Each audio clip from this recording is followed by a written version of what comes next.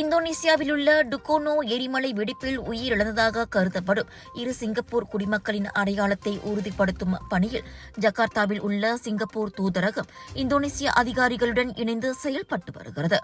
Singapore வெளிவிவகார அமைச்சு வெளியிட்ட அறிக்கையில் பாதிக்கப்பட்ட குடும்பங்களுடன் தொடர்ந்து தொடர்பில் இருந்து தேவையான உதவிகள் வழங்கப்பட்டு வருவதாக தெரிவித்திருக்கிறது. மேலும் தேடுதல் மற்றும் மீட்பு பணியில் ஈடுபட்ட இந்தோனேசிய மீட்புக் குழுவினருக்கும் நன்றி தெரிவிக்கப்பட்டுள்ளது.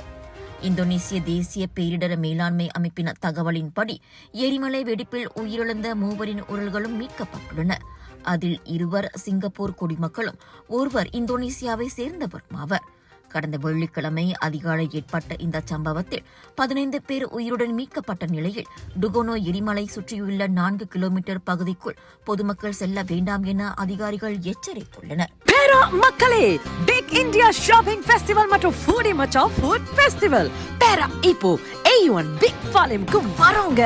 மே 14 தொடங்கி 17 வரை நாட்டின் புகழ்பெற்ற வைரல் ஃபுட்ஸ், பிரீமியம் மற்றும் boutique collections, sari, kurta, kurtis, imitation jewellery அனைத்தும் ஒரே இடத்துல.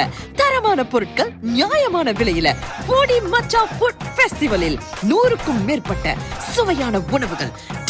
வாங்க மக்களே, சாப்பிட்டுக்கிட்டே ஷாப்பிங் பண்ணலாம்.